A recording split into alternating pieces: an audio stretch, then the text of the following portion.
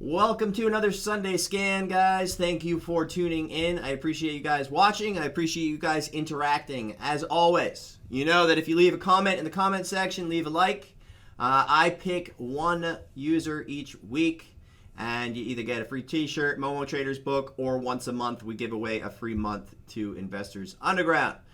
There's no catch. You just leave me your key takeaway, and that's about it. The reason why is because the things that stick with you guys, I want to know, because that's what sticks with you guys, and that's what's going to maybe help another trader in the future. So I want to know what you guys are taking the most out of these, and with that, it helps me help you guys more and make these videos even better and more interactive. So first and foremost, Clutch Caller. You are the receiver of a t-shirt this week, so email me and I'll reply with my email, and you can go ahead and hit me up and we'll get that out at the end of the month. First and foremost, all these Sunday scans, I mean, it's starting to compound. These ideas are starting to compound over one another and really come to light in these current market environments, right? So one of the scans that we just recently did was, patience prevents pre-exhaustion. We talked about that on Alt, we talked about it SPCE, we talked about it mRNA, and all these stocks that are trading hundreds of millions of volume that we've never seen before. There's been crazy action, and every now and then there's an outlier move, but back to back to back to back, it's just tons and tons of momentum and volume in this market. And being able to identify which ones are the ones that are going to really expand and be that outlier move is obviously the difficult part. But the first kind of thing to note is the volume, price action and volume. And as I've always said, volume trumps everything, right? And there's a couple topics that I wanted to talk about or dig into first, tonight for this video. But one of the biggest ones was the patience prevents pre-exhaustion, right? So think about how much time you probably spent watching INO last week trying to find the top. And I'm not saying that I didn't either. There was times that I did try to scalp it. I got a really nice trade off. I think it was Wednesday, 2 really great trades, and then I gave it right back. Thursday, I had a decent trade on it, and then Friday, I had a decent trade towards the end of the day. I didn't really touch it much because I was focused on OPK. I watched a lot of the action, but I did not get emotionally involved and aggressive just because, the same thing that I've been saying, I'd rather just kind of dabble here and there, but I'm not confident with size until either a parabolic move or the backside of the trade. And, the higher it goes, the bigger the backside's going to be. And I talked about this related to mRNA. I talked about it related to SPCE. And what I compared it to was RAD, R-A-D. And as you saw on those three, after the peak was put in, it unwound. And it unwound a lot further than you think. So, with that said, it can also go a lot further than you think. So I'd rather see you guys be 50 cents to $1 late on the move than $2, $3, $5, or $10 too early. So be super, super cautious. The biggest thing that I wrote on Scan all week last week was ignore INO and ignore ETFs, because a lot of people get excited about TVIX and VXX and UVXY and all these other ETFs, the volatility ETFs. And you think that it's just like another stock, but at the end of the day, it's not.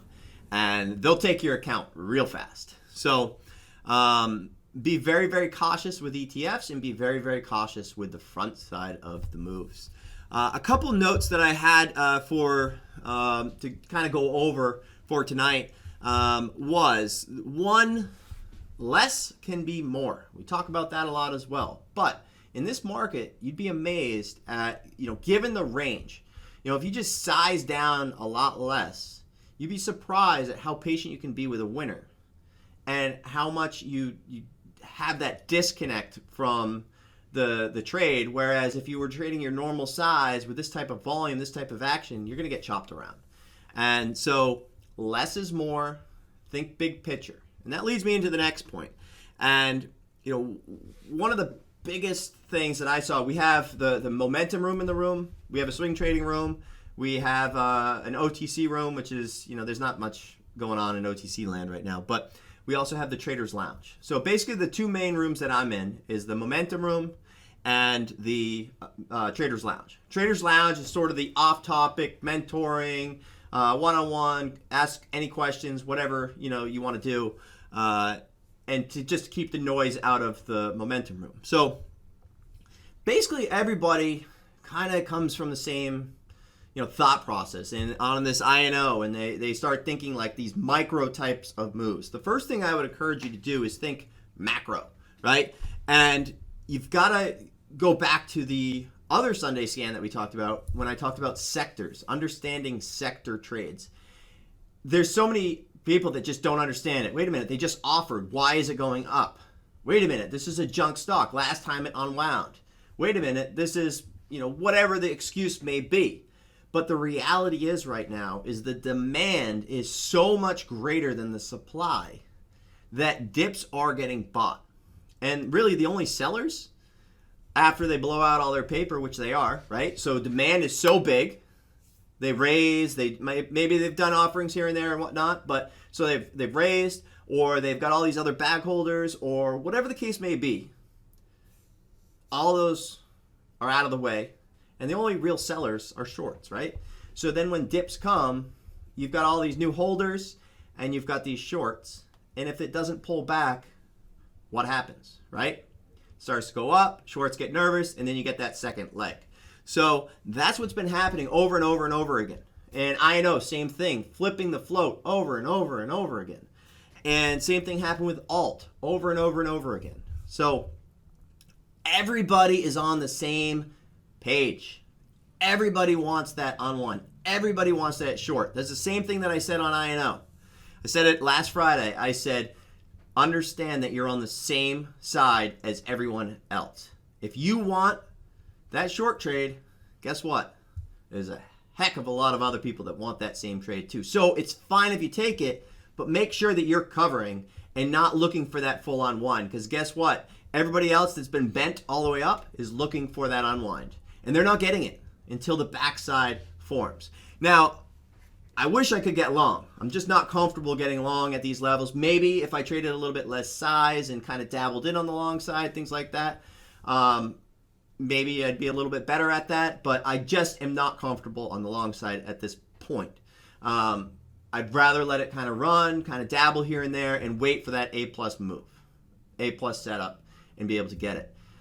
So, with that said, keep in mind, anytime you're trading a sector trade, it doesn't matter what the company does, it doesn't matter how awful it is. Right now, all that matters is coronavirus and volume. And that's it. And if you get too aggressive on the front side, you're going to be just with everybody else that just doesn't understand it and basically is not adapting. Now, I'm not saying I've adapted, majorly. I've done pretty well the last couple weeks. But on the same note, I also haven't adapted to the long side and trusting these moves as much as I could have. So, there's always room to get better. But on the same note, when oil bounces, obviously we're at the lows and it's unwinding.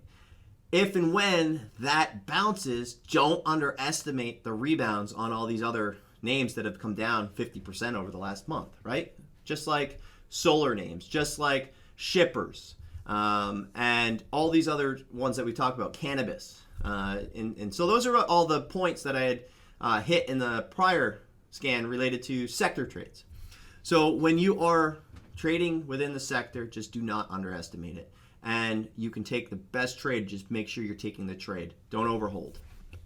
The other notes, the last note anyway, is one note that I made on Twitter was if you're trading this volatility, trade it. If you're buying for the long term, buy for the long term. The issue comes when you turn a trade into an investment or an investment into a trade, right? and make your plan, stick with it, and the flip-flop is where you get into trouble. So I've seen a lot of people trying to catch the bottom on things, right? And so in their head, they're like, oh, you know what? I'm going to hold this for long term. This will be, great for XYZ. Okay, that's fine. That's your plan. But then you panic when it goes down $2 more. So now you're turning that basically investment for later into a trade. You're going to bail. Maybe that was the flush. Turned it into a trade. You missed the opportunity. So just make sure you know what you're doing. If you don't, do nothing. That's, I think, what Mark Cuban said, right? Is if you're wondering what to do with the market, this was a while ago, and you're going to act when all these emotions are out and all that kind of stuff. If you don't know what to do, do nothing. And I think that's solid. And just like when we have those opportunities, a good reminder, ERI, PENN, CCL, and HTZ. I bought those all on the week open. They flushed out. They opened way lower than they closed on Friday. And so when I had posted in the room, I put it on Twitter as well. But ERI rebounded $4. Penn rebounded $3. And so these were a little bit of a bigger picture type trade. I was thinking that lower the better, and hopefully I'd have to add in. But the fact that they rebounded immediately and went up so much, I went ahead and locked in. And that's kind of my point of a trader's market, right? Same thing as INO. If you nailed INO off the open on Monday for $2 a share, in my opinion, it's probably a good idea to lock in at least 50 to 80% of it. And if it stays heavy, you can rescale into that trade. But we're in a trader's market right now. We're in a crowded market. If you're doing everything the same as everybody else, you're going to get in that whipsaw. You're going to get in trouble. So that's it, I think, for the kind of pre-scan and kind of my thoughts. But just really realize what you're trading. Go back and watch that video that I did on sector trades. Go back and watch on patience prevents pre-exhaustion. And I think it will really help you guys in this market. So let's get into Sunday scan. BCRX, I started in on Friday. And I've been watching this one for a while. It actually took a while to get going. It originally had popped with this coronavirus type stuff because it used to go with NVAX. They used to kind of be best buddies and ramp up and do the same types of moves. But it ended up selling off. And it actually kind of reminded me of INO, right? INO did not participate. It did. I mean, it ramped up, but the participation level in the percentage-wise, whether or not it went up and whatnot, it was a lagger. And then all of a sudden, it just took off. So same thing, in my opinion, on this BCRX, where, let me just pull this up now. If you look at the daily chart here, so you've got a nice little potential move on the coronavirus type moves with NVAX and all those other ones, and then it just kind of faded off, went down to 250 or 226 and comes right back. Now we are back on air, busted this prior resistance, busted this prior high, and now we're going higher. So at this point, I like it. I like to buy winners in this market until they start to break down. I would not want to own this if it breaks under 370s.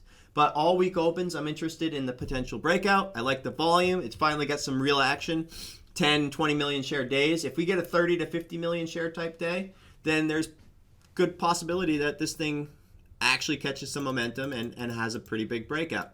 It's now into the gap. If you look left, it's at its highest point since June, and now we're into the gap, and everybody might become, a gap type trade player buying in for that breakout. So for me, I bought it towards the lows on Friday. I sold some into the ramps, and that's my plan. I'm just going to kind of keep rotating around the core as long as the price holds trend. If it doesn't, I'm not going to stay. OPK. This was a great one on Friday. This one, again, reminded me of kind of like the INO, the big float, the ones that nobody thinks can really run. We had a really nice early alert in the room this day, the day before it started to pop.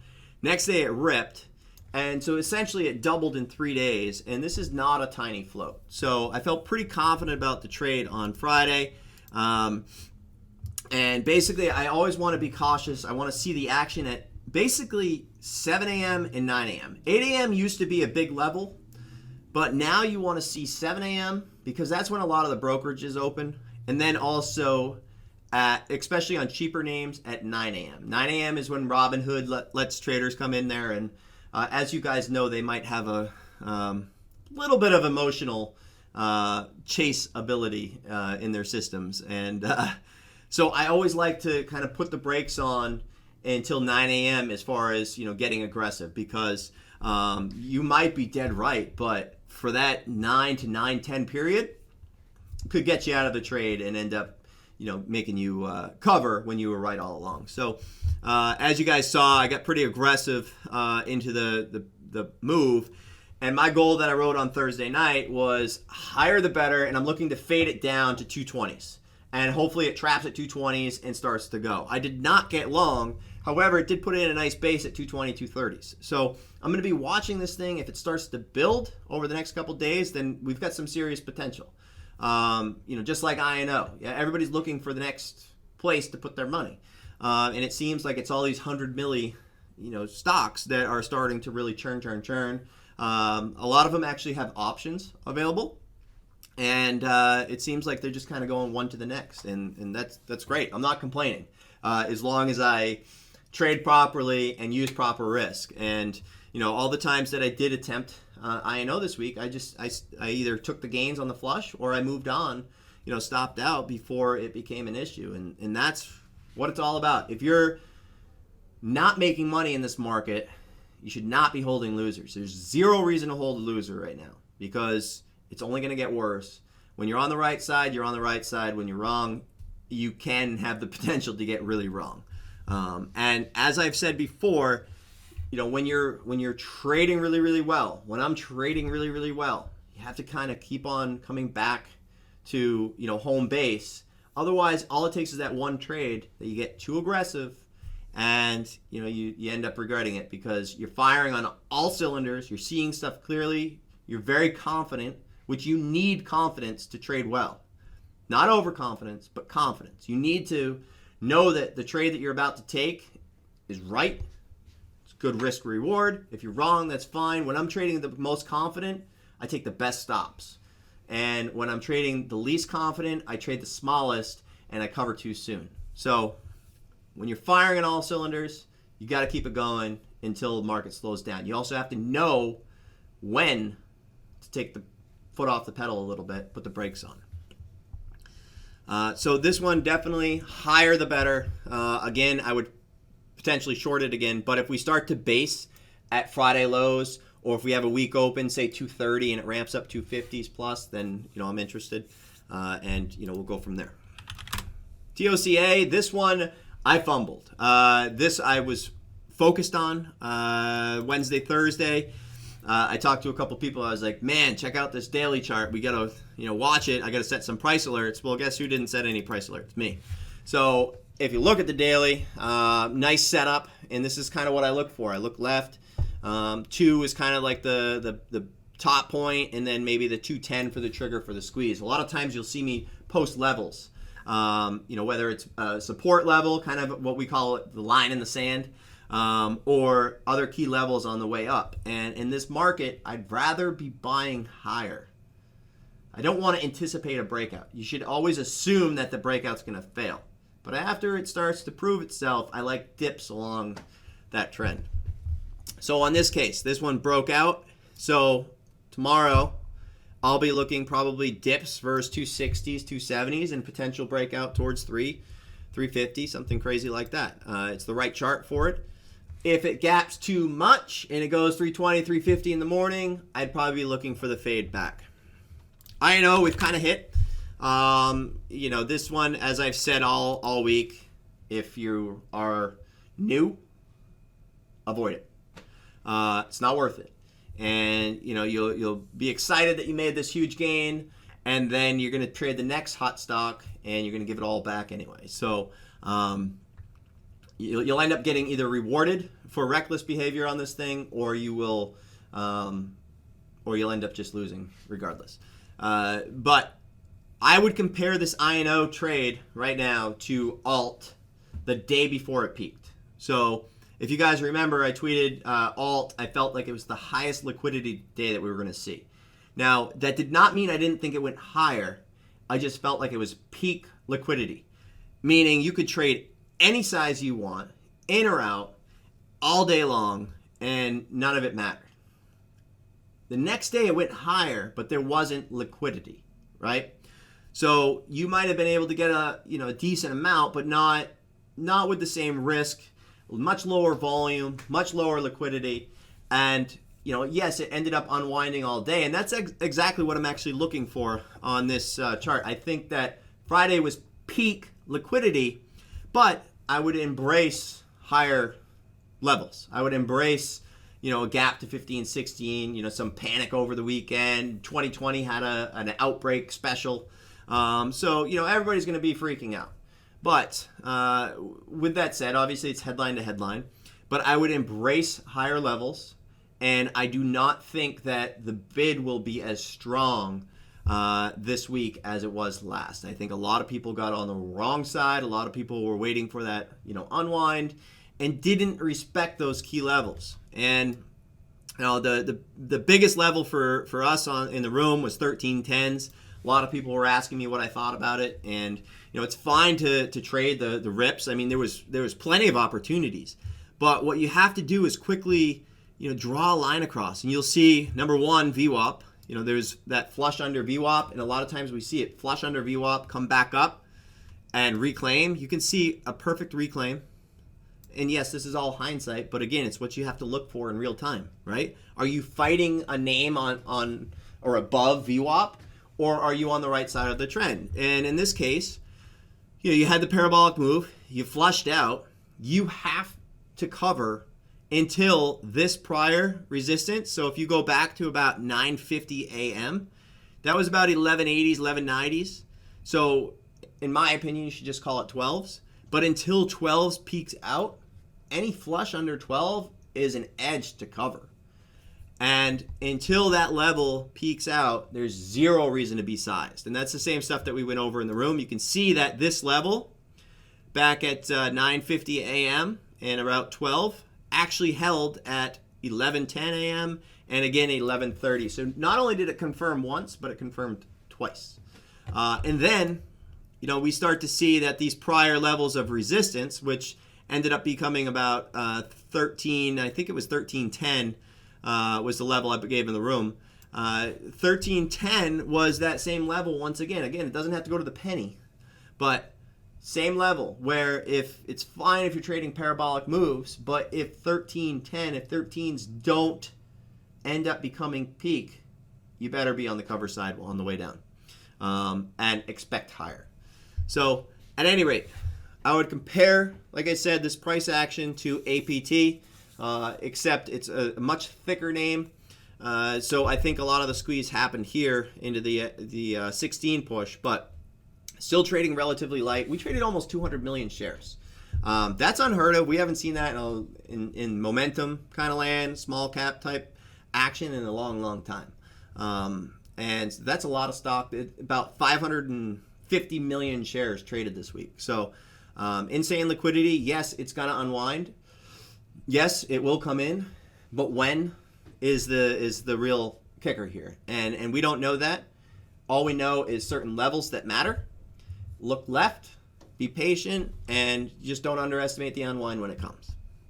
And as you've seen, as I've shown you guys on SPCE, mRNA, and RAD, that first pullback is only the start many times, right? So when it does pull back the 2, you might get another 2 and another 2. But just don't underestimate the front side of the move. So again, in a perfect world, we get a gap up, failed follow through. If it flushes out, I'm covering some. And then if it confirms and starts to fail again, I'll use that padding to be patient. VIX, not a trade for a lot of people. Got a great piece of this into the close on Friday. I gave the levels on the SPY. This is not in direct correlation with the SPY. However, when the markets are bouncing around, 1,000 points, you can use SPY. This is a product of volatility, right? So it depends on the VIX, and how much it's moving, and what's anticipated, all that kind of good stuff. It is not the inverse of SPY. A lot of people get confused with that. However, when the market is like this, you can use SPY to your advantage because it's kind of an indication of what's happening, right? Overall. And if you start to see Apple base, you start to see SPY base, and the panic starts to kind of fade, volatility is likely going to decrease a little bit. And then if it starts to rebound, volatility will be anticipated to decrease even more. And at that point, even if it goes, flat or up, the volatility will continue to go down. And that's exactly what we did. As I had said into the close, we had a ton of premium built up. It just ended up being a perfect trade to end the day. So you guys probably saw that trade that I posted as far as the entry, and I'll post some other comments that we had in the room. But the exact levels that I was looking for on SPY in order to make the trade, and as it came in, it just unwound perfectly, decayed right into the close. So I'm going to be focused on this. I did wish that I traded UVXY, but at the same time, if I had been wrong on the trade, I would have been happy that I traded VIX. So I always try to look at the other side too. A couple people asked me why I didn't trade TVIX.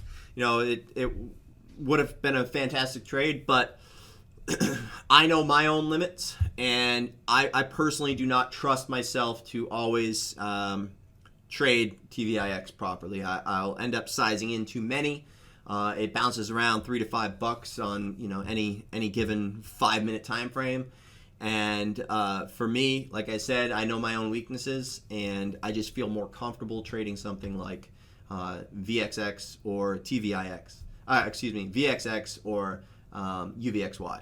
And yes, this would have been nice. It would have been an even bigger trade, but I don't know that I would have trusted myself on the way up. So, I've had a history with ETFs, and, I make a ton of money on them, and I give a ton of money back. So my goal is to just not give back. Anyway, specs. Nice push after hours. So we'll see what happens. This is another one of those supply and demand type situations, right? Everybody looks at it, they raised, how can it go up higher? All that matters is the volume. Volume and price action. Everybody's chasing everything right now. It's working very well. Look at HTBX. Look at BIOC, except they raised a couple times. Look at IBIO. IBIO is like the poster child for chasing, right? It works. Keep buying. And so everybody is under the impression that it's the buy and hold of these cheap names is the proper thing to do, and they're killing it. So it is what it is, and we just have to adapt and appreciate that for now until it stops working. And the faster that you can understand that and adapt to that, the faster you're going to start being able to capture some of that action. So for this, higher the better. 253 would be ideal. If not, look for it to kind of peak out towards this level, 250 range, 230s, and potentially fade off. This might have just squeezed out a few of the people that kind of overheld it. It did pull back into the close, and no reason to cover if you were short. And then depending on the size of your account, maybe you get squeezed out. So we've seen that a lot lately on these after-hour moves because a lot less liquidity is required. A lot of the sellers may not be there, but I can tell you one thing. When the price goes up, that's real money. And when people are short and they pop up 20, 30, 50%, you can blow an account real quick. So people have to start to make decisions after hours.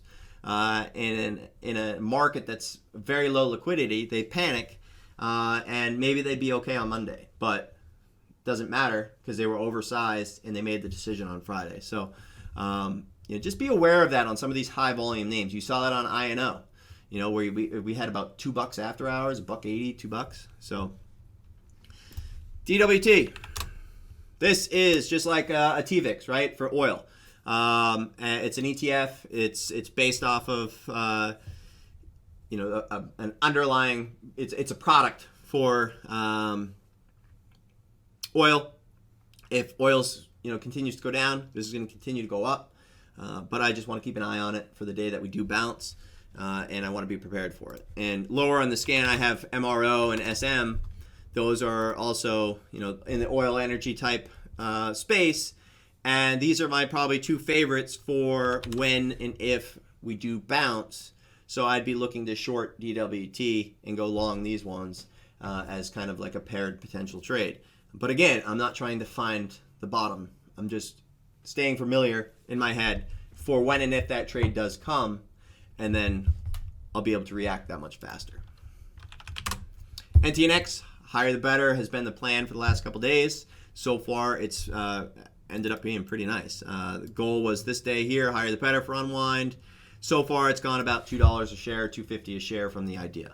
A day that I would say I would be wrong is a day that it's starting to hold trend over VWAP 9:45, 10 a.m. Until then, I would love to fade it until it either flushes out or finds some type of base. ASLN, it's got a catalyst coming. You can see why I care about it. Crazy volume, huge volume, and it pretty much just died off. So it seems like it's late March, early April for this phase one that's coming. So with that said, will there be a little bit of a run up into it? Maybe. So I want to keep an eye on it. I want to set some price alerts and not forget like I did on the other one. But 230s, 250s, 270s, 3s, I want to set those alerts because if this thing starts to go, you can see in the history, it's been a huge, huge runner. So it's going to be a big potential. So I want to keep an eye on that. MRO, SM, I've gone over. AOBC, just keeping an eye. This one had some great range. Came down all the way to about 596, ran all the way back up to 8. So basically the keys probably for me is 750s. I always look left, so I'd be looking for it to kind of come back up to this level. If it fails to follow through 9:45, 10 a.m., I'm interested for the backside. If it starts to base over 750s, then I'd probably join it versus 730s. But I think we have one or two good trades or 2 days in a row. I'd probably only trade this Tuesday and Monday and Tuesday. Getting all my days mixed up, but I'd probably only trade it Monday, Tuesday, and then leave it alone, unless there was some type of kind of trend setting up or something. But I don't really see an edge after that. I think the only edge is with the volume. HP, staying familiar. So the reason why I pull up a chart like this on HP is the same thing that we did on ERI, HTZ, CCL, and what was the last one? Let me double check. PENN, PENN. Had I not been familiar with these, I wouldn't have got those trades off on Friday, right? So I always like to look at all these stocks that have just unwound so far. And when it sets up, when there's an edge, I'll take them. And that's why I took those trades that you saw on those 4 on Friday. Other than that, mRNA. Want to kind of showcase this. We talk about this every single week. We talk about the wicks. You guys see the wicks. So this is a potential breakout setup. I don't want to be buying a breakout. I'd rather be buying the week opens as part of those wicks as they prove. So you can see it comes down and then gets bought up. Comes down, gets bought up. Comes down, gets bought up. That's what I'm looking for. That's where the edge is. Not buying a breakout. So I'm going to be watching for that. DRAD, this was fantastic. This was a nice trade for me on Friday. I got long 450s, 480s, 490s, 5s. And I sold basically 7 to 8s and a little bit higher. So one thing that I can see here is we held 630s all afternoon. We held 630s here, over here, and over here. Shorts might have got in there. They might have been early. They might not have been. But, yes, lower high, lower high, lower high. We could not hold over VWAP the rest of the day. But there wasn't too much money in there for shorts. So a lot of times they may have stayed in the name. So I want to keep an eye on it. I don't have any high expectations of it, but if it does hold Tuesday, Wednesday, we might have a nice buy-in opportunity where it has that secondary move. So I will definitely be watching for that. Last couple, VVNT, you guys are familiar with this one. At this rate, I'd be cautious with it. This is, excuse me. This has been straight up from the teens. We also talked about these wicks right here. Once again, the wick conversation paid off. I've been swinging this one since I had talked about it. I was in it in the low teens. I ended up bailing on it, and then I got in there around 18 or so because of the wicks starting to kind of form. And I've been in there since. And as noted a week and a half ago, E-Trade has loaned out my shares. One of the benefits of E-Trade and IRA at E-Trade is they have a lending program. So sometimes you can kind of see, I think they're paying 190% average daily rate, which is actually pretty big money considering, it's going up at the same time. So I think that there are a lot of shorts on this thing. I'm not getting all crazy about it. I would not trade size here at all, but it's one of those where it's a potential that it does a hunt style move, HUNT. If you guys remember that, it went to HUNTW and it ran up to like 80 or 90 bucks or something, maybe 100, I don't remember, but they just reported earnings, and I feel like everybody was kind of waiting for the earnings to come out to cover, maybe pull back, but it held. Would I want to hold this if it was under 24, 25? No. So I'm just making a note. I would be super, super cautious at this level. The idea was $10 or $15 ago. So, and with that said, DEAC, still a watch. It's not on scan. But as noted, I got rid of it on the 1850 level in the room. Just in this market, it's just not worth it. Lower the better. I will absolutely rebuy this thing. Lower the better, and I'd love to get in there just like SPCE. This might be, in the middle of the move right now.